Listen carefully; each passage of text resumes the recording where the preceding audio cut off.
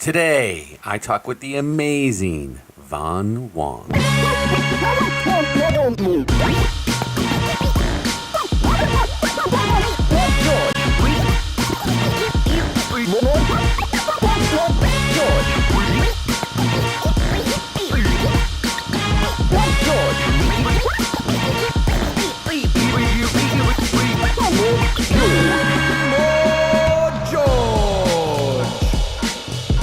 What's going on, guys? George here from BEMOREGEORGE.co.uk, and welcome to another episode of the Be More George podcast. Today, I've got with me the absolutely awesome Benjamin Von Wong. You might know Ben from his fire photography before, but now he's kind of known as the underwater photographer. He is a campaign creator more than just a photographer, and I think he's going to have a lot of really awesome things to share with us. His work is amazing, and let's talk to him. Ben, how are you doing? I'm doing great. Thank you so much for having me. No, thank you very much for coming. So, I mentioned in the intro that you are more of a campaign creator rather than a photographer. But first, before we touch on any of that stuff, can you fill in any of the blanks that I might have missed and maybe tell us a little bit about your life outside of photography? I started off my life as a mining engineer. That was my day job.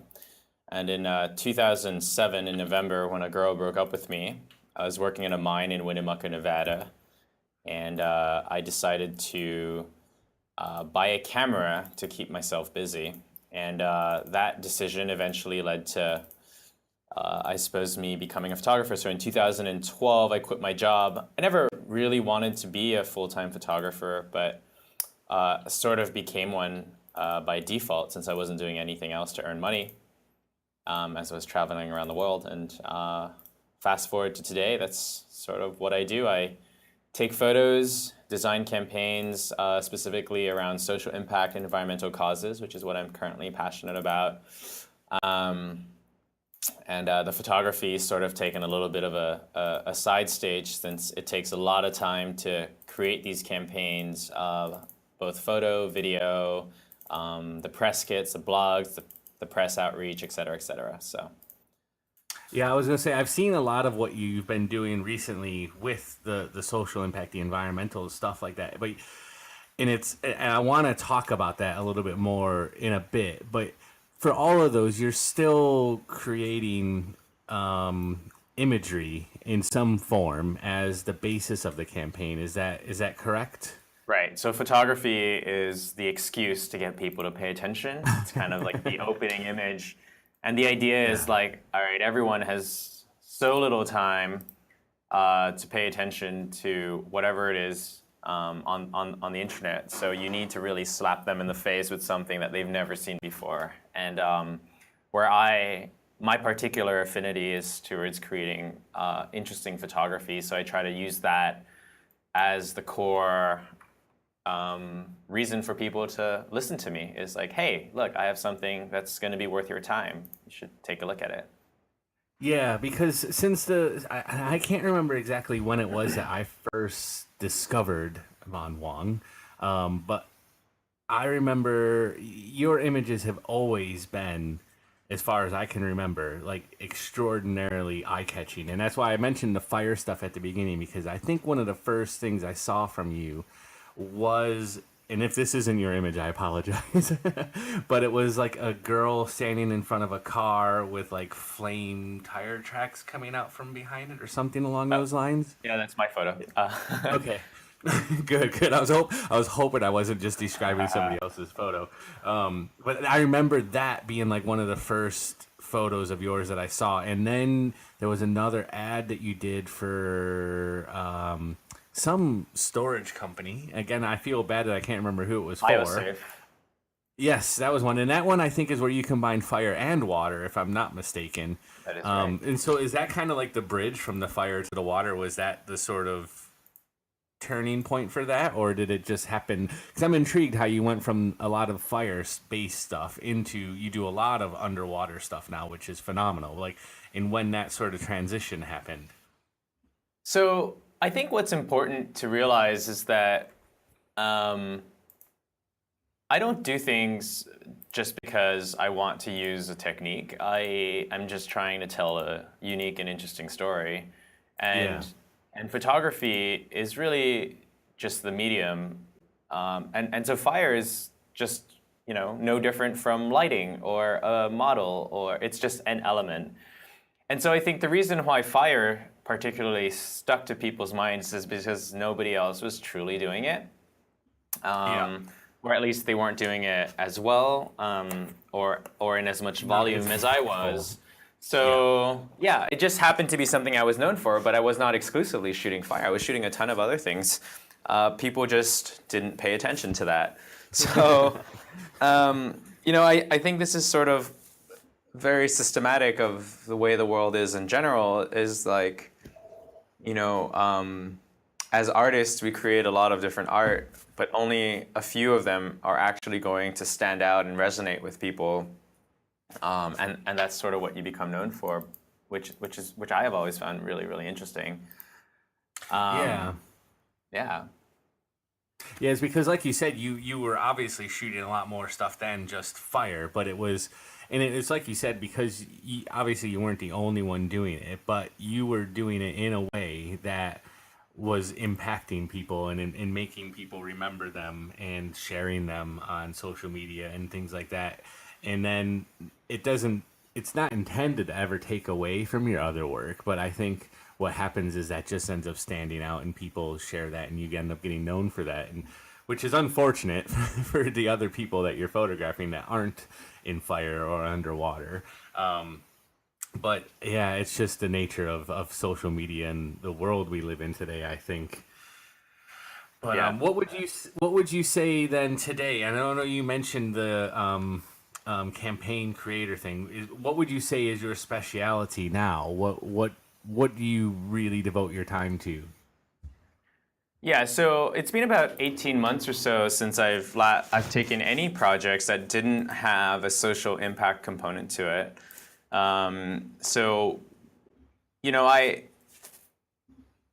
I spent so long trying to develop a career in which my work would attract people's attention, basically Yeah. some form of virality, that I got pretty good at it. And there just came a point where it was like, well, what is the point of getting attention for this work that I'm doing if it isn't going to accomplish anything except, be base entertainment in someone's day? Like, I really wanted to create something that would improve people's lives. Yeah. And if I stuck within the tutorial realm for photography, my impact would never grow beyond that. I'd be stuck as nothing more than, I guess, an educator.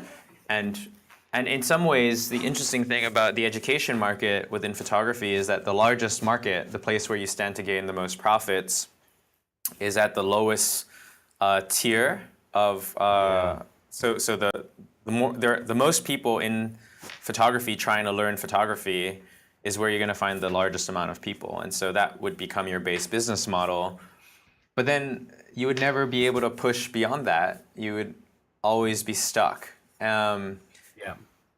So like I started doing things to try to attract larger amounts of attention from a general public, only to realize that, well, if I was getting my viral hits and I was earning just about enough to survive, it still didn't give me very much fulfillment. And so Yeah.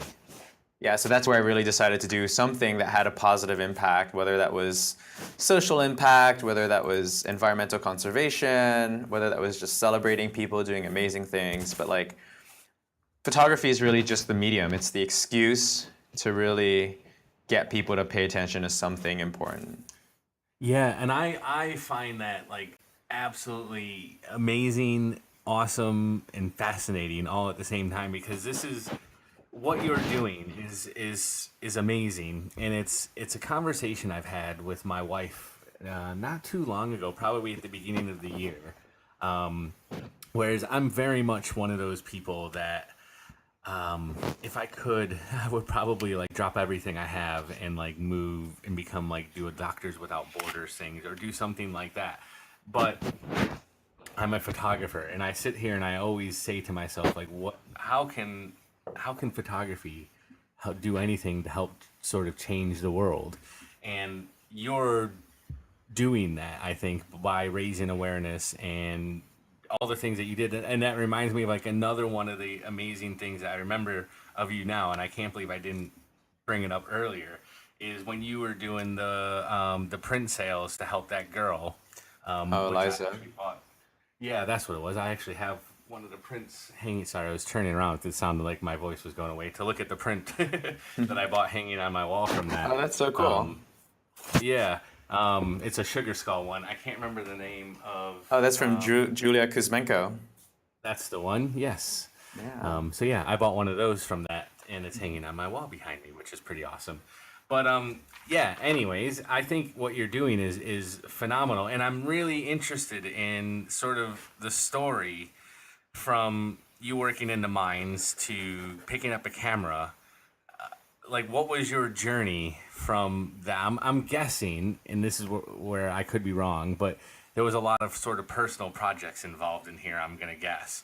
But what was the journey from that first camera to where you're at today? You know, it's pretty funny because I've never stopped creating work for myself. That's always something that I've thought is super important, and I'm always constantly surprised by how little people do it. I mean, Yeah. you cannot ever get hired to do something that no one's seen you do. So unless you manage to stand out and create something really outstanding to prove that you can do it, no one's ever going to hire you to do that. And so for me, that process was pretty much the same. Like, I mean, I started off doing a ton of personal work, and even now, when you look on my website, like over 90% of the projects you see on my website are still personal work. And it's the 10% that I do that pays for that 90%, which I think is like a far better ratio than the reverse, to do like to work 90% of the time to only get paid for 10%. Now, obviously, I took the route of creating like extremely complex, high quality projects, which can command a higher price tag.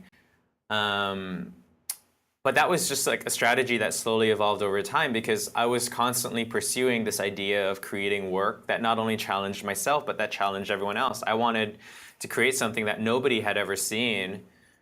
And so that was like a huge component of it. And that's something that I've never stopped doing. So when I had a day job and I was picking up photography as a hobby, just like everyone else, was taking lots of pictures of just about everything. I started realizing I could make money through events, which I did, which was great. So I did event photography, I did weddings, did the corporate stuff, because I was having a lot of fun doing it, until one day I realized that I had two jobs. I had engineering and photography, and I was like, whoa, I don't need two jobs, I only need one. So I dropped the events and just started focusing on creating creative work. And so I did a 365 project. I was taking one photo every day. I only lasted 100 days. That's pretty good going though. But I told myself when I swapped over from the 100 days to the to doing different projects, was like I didn't have time to push myself creatively, because I was just trying to hustle to get something new out. Yeah. And so the deal that I made with myself was like, all right, look, we're gonna fail at this 365, but what we're going to do with this extra time is make sure that each project is more complicated than the last. Like, we're going to do something that's more complex. And so that's exactly what I did. So the projects became more complicated. And this is all while I still had a day job. So having a day job is not an excuse. I don't think it is anyways. If anything, it gave me even more freedom, because I didn't have to worry about money. I just had to worry about doing what I loved. Yeah. And so I did the photography, did the personal projects, and then I realized that if I had behind-the-scene videos for every single one of my photography projects, that more people would see the same photo. And so I started doing a lot more. I started making sure that every single one of my shoots had a video to them. They were like super shitty quality. I think you can go back in time and look at my first YouTube videos, and you'll see the difference between the videos that I have today. So not having resources, once again, is just an excuse. I mean, we were going and renting it, or we were buying a camera from Future Shop and then returning it. I think like 15 days later, because that was, it was 15-day return policy. So that's really how I started out, and things really just grew more complicated from there, but they were not particularly different. There was nothing that I was doing that was, there's nothing surprising, I think, in my growth if you look at it on a day-to-day basis. It was pretty consistent. Yeah. Yeah. I think there's a couple really, really good and really interesting things that you talked about in there, because as you mentioned sort of back at the beginning, is in the education market for photography, it's really down to a lot of the people that are just beginning out. And a lot of the people that listen to this podcast would fall into that realm. And one of the things that you mentioned is something that I find amazing, because I think it's the decision that a lot of people would get wrong, and they would make the opposite decision. And that was when you were working and then you became busy enough in photography that you could have made the decision there to say, right, I'm going to ditch the job and I'm going to focus on the photography. But you realized that that sort of photography wasn't probably what you wanted to do as a job. And so you sort of nipped that in the bud and said, I'm not going to do this shit anymore. I'm going to stop that work. And then, as you said, having a full-time job gave you the freedom to then just create whatever you wanted, because you didn't have the pressures of somebody telling you what to create and needing the money to make a living and all that stuff. And I think that's really, really awesome, because so many people would have probably gone the opposite direction on that, and you stayed true to yourself in what you wanted to shoot and went down that route. Would you agree with that? Yeah, I mean, it's always easier to look at it in posterity and pat yourself on the back. I think, at that point in time, I wasn't comfortable enough to quit my day job. I guess I wasn't fed up of my day job yet either. So, I just weighed the pros and cons of both. But I think at the time, it hadn't crossed my mind to quit my job to pursue photography in that way. And I suppose it's because, I don't know. So this is something that I find interesting too. People focus on photography and say, I'm passionate about photography. And I find that statement really interesting, because photography is really just pressing a button on a mechanical device, right? So which aspects of photography are you truly passionate about? Is it the social aspect? Is it the posting and the likes and comments? Is it the spreading of the image? Is it the actual creative process? What component of photography do you truly enjoy? And how can you make sure that you retain that as you grow, through life? And I think those are the more interesting questions, because photography is just a medium. Yes, it's just a tool. And I'm guessing with you, the answer to that question for yourself would be that probably the creative process is what you enjoy the most out of it. Is that correct? No, actually, I really enjoy the impact, the part. Oh yeah. Well, I enjoy multiple aspects. I love traveling. I love novel experiences. I love solving complex problems. But at the heart of it all, all that are just selfish emotions. I can have great experiences challenging myself, doing other things that don't have to involve photography. But the reason I pursue photography is because it's, to me, a communication tool. And so even when I was not doing impact work, I was very focused on sharing the process, because that was how I was inspiring others to pursue their passions. And that was a big component of it for me. And so there's always been this idea of impact in whatever it was that I did that has always been central to what I do, because otherwise, why bother? Unless you're making the world a better place, unless you're making people's lives better. That's always been, I think, the biggest key to what I care about. Yeah. Yeah, and I think that's again a really good comment, because I think that, as you said, a lot of people say I'm really passionate about photography, and they will go around and they will take very good photos, and they'll take very good portraits, and they'll look at other photographers for inspiration and guidance, and learning lighting and all that stuff, and they'll take really good photos, but they never take that next step of getting the impact, as you said, where like, right, I've created this really awesome photo. What can I do next to take it to the next level? What's the next step to make it more awesome? Yeah. And I think a But lot of people don't ever get that step, and they need to. I don't know if there's a hurdle or something that people need to get over to get to that, or what it is, but you seem to have got it down, I think. Nah, it's always a work in progress, right? Like you can look at my life and be like, man, I wish I was there, but then I'm up here and I'm looking at the next step up. So, Oh yeah, yeah, yeah. there is no, and I don't think there's a right or wrong. Like I'm not saying my way is the way. Oh no, no, yeah, yeah. I'm not saying that either. But no, I know I'm definitely not saying that. Yeah, I'm just saying I think that I think a lot of photographers they never get that over that hurdle, and I can't think of what it is I'm trying to say, like what the word is for it, because well, I guess it's a creative block, where people take really good photos and they get really good at the technique, and they've mastered their camera and the lighting and the posing and the composition, but they they always have that, I guess, writer's block of coming up with the thing that's going to take it to the next level. And I know I do that all the time. And then I'll just wake up one day and be like, oh my God, I've got this idea, and I'll write it down. Yeah, But those are few and far between.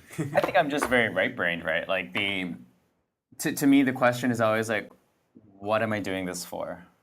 Yeah. Like, what is the purpose of this? Which makes me like, I think, a fairly mediocre artist. I think there are a lot of artists that don't need a justification. I just fall into the other category that really needs a purpose for everything that I do. And I think that's just the Yeah. mechanics of my personality. Yeah, and I think you're right there as well. That there are definitely two different kinds of artists, and there's one, and I've talked with both. There's the ones that they don't really need any or they don't think of any justification for what they're doing. They just have this idea and they just do it, and it just turns out awesome. And then there's people like you that there has to be a reason for it, and has to be a reason for all the different elements that are happening. And I probably fall a little bit into that as well, where I tend to overthink my stuff, and I get to a point where I've gone past where I need to be with the photo, where I could take about 10 steps back and be like, right, this is actually what it should be. I've gone too far. And I think that's easy to do as well, like over justifying things, and then you end up putting too much information into the photo, and into the story, and then it just becomes muddled, I think. Right, one more question before we do move into the quick fire round, though. And with what you're doing now, with where your career has come from, so I mean, did you say you bought your first camera in 2007, and then you were a full-time photographer in 2012? Do I have those dates right? I think so. 2007, I bought my first camera. 2012, I quit my job. Yeah.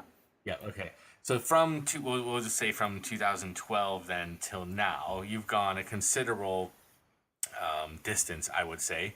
But what going forward from here, what are you most excited about with your business and your career? I think right now I'm most interested in finding corporations that share the same mentality as I do. So I figured out how to earn money. Like I get a few paid jobs here and there, which has been great. But what I'm Yeah. particularly interested in is getting paid to make the world a better place.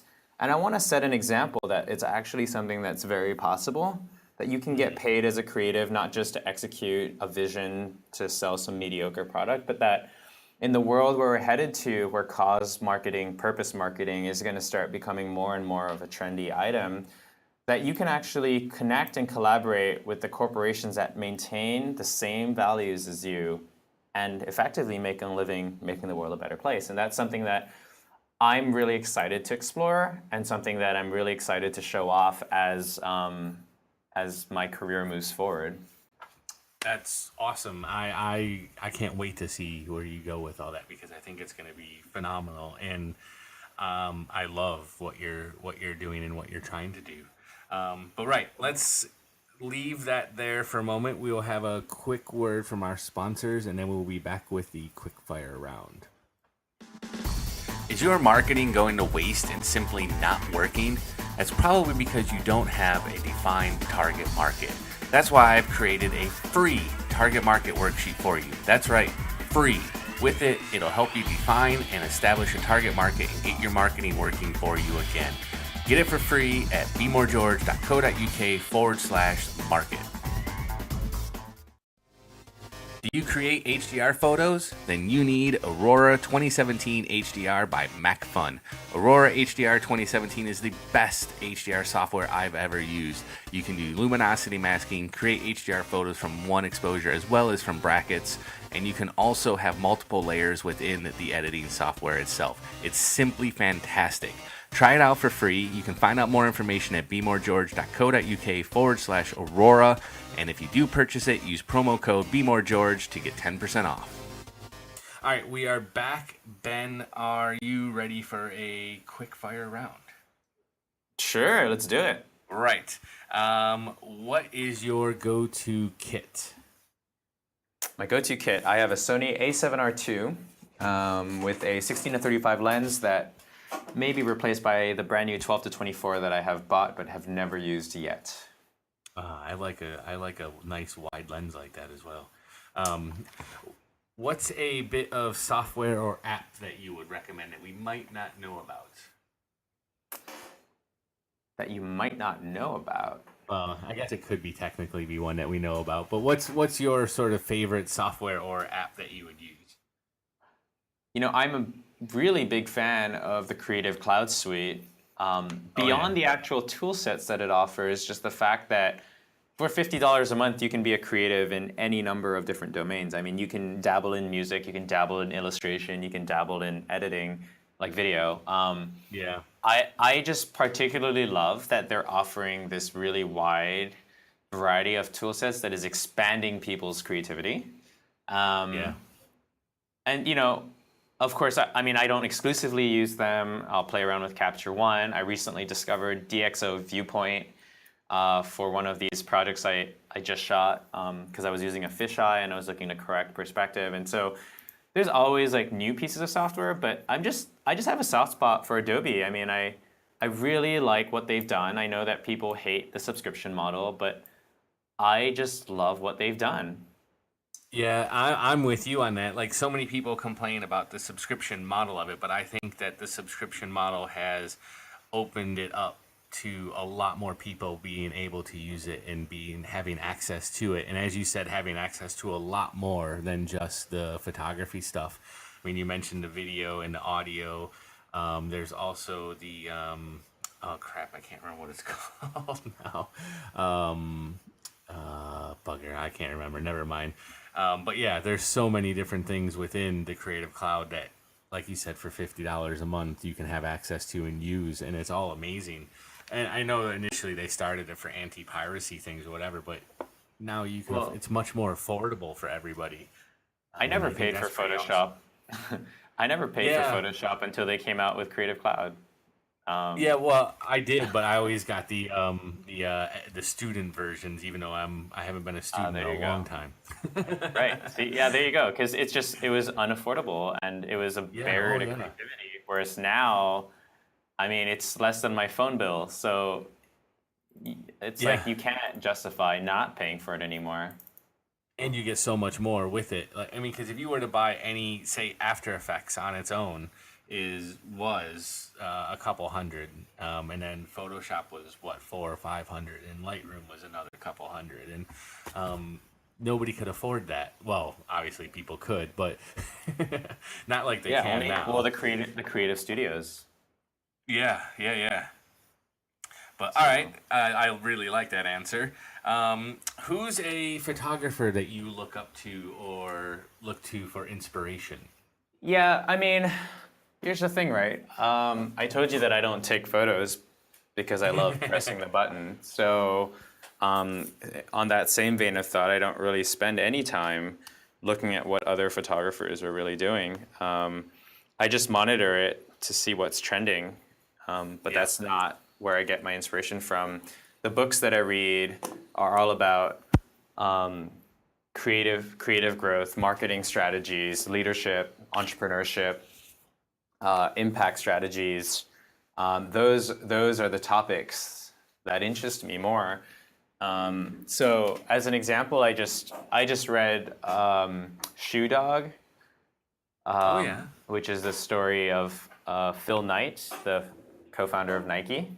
Yep. And that, whoa, and that really falls into the category of the type of project that type of person that I would look up to, not the Yeah. guy who wakes up really early in the morning to go take photos in a landscape or that found a beautiful model and created something. Like, that's not what it's about for me. Yep, yep. I totally agree with you as well. And I listen to loads of different podcasts on the same subjects. And I always have, though, photographers that I do look around quite a bit just to see what other people are doing and to sort of see if I can see something I've not seen before. So I kind of dip my toes into both sides of that, I would guess. I wish I had more time to devote to one or the other, but Yeah, it's hard. I think for me, so long as I see someone doing something they're really passionate about, regardless of what style it is, like fighting to create something truly unique and amazing, like those are just the people that I respect as a general rule. It doesn't matter what they're doing or how they're going about to achieving it. Yeah. Cool. Well, on that vein, then, what's the best advice somebody's ever given you? I think this would there's Chase Jarvis. Yeah. I got to hang out with him, and he saw my portfolio. This was about 3 to 5 years back. And he looks at my portfolio and he says, after about an hour of slowly going through it, he says, you need to figure out what is the one thing in the world you can do that nobody else in the world can do. And once you figure that out, you're never going to have to worry about money ever again. And I got stuck on that question for a little while because I'm not the best photographer, nor will I ever be. I'm not the best retoucher, nor will I ever be. I'm not the best at producing. I'm not the best at anything, and I don't think many people can actually say they're the best at anything. Yeah. So what hope was there for me to, make a career out of it? And I got stuck on that until I eventually came up with my own answer, which was that, there's only one thing that you're going to be the best at in your entire life, and that is you're going to be the best at being yourself. And so what you actually need to do is figure out what are the aspects that make you unique that can be marketed in a catchy, compelling way. So like if I take myself as an example, the fact that I was a mining engineer, so I have an engineering background, means that I'm a very good problem solver. The fact that I have a background in martial arts means that I understand movement and when to capture it. The fact that I have a lot of YouTube videos online means that I'm proficient in front of and behind the camera. The fact that I played video games as a teenager online pretty extensively means that I can actually know how to foster trust through a digital landscape with people I've never met before. And so you can take all the aspects that make you who you are and wrap that in such a way that is appealing, for better or for worse, and sell yourself in that way. And then suddenly you become a very unique combination of attributes that somebody else cannot easily replicate. And that helps you differentiate yourself a lot easier. Awesome. That is definitely, I think, the best answer to that question I've ever had.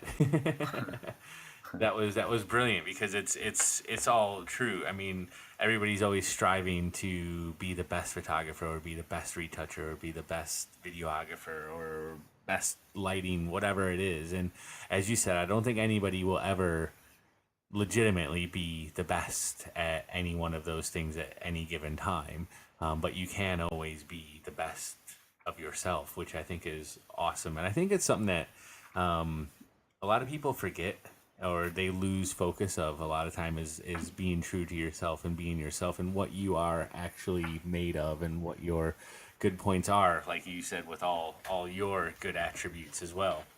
So yes, that was an amazing answer. Right, cool. Well, I think that's I don't think I've got any more questions for you besides if people want to get in touch with you, if they want to see your work, follow you on social media, all that stuff, how can they do that? Well, I have everything. Basically, if you type Von Wong or Benjamin Von Wong on Google, you'll find everything you need to, from my email address to my personal number to just about everything, really. I've got to be one of the easiest persons to stalk online. The bigger problem is catching me because I'm just always traveling somewhere. But Yeah. yeah, You've been in the UK a few times, haven't you, I think? I have been to the UK a few times. I haven't been recently. Most of my work hasn't taken me there, as I've slowly migrated into the environmental space, which means a lot less city travel and a lot more Rural. a lot more rural, like in the middle of nowhere style areas that I've been hunting Yeah. for. Cool. All right, cool. Well, I will put links to all of your stuff on the show notes page, which people can go and see if they go to bemoregeorge.co.uk and just type Von Wong into the search bar. I'm sure this one will come up. I don't think I'll be talking to anybody else with that name, at least. Yeah, But Ben, thank you.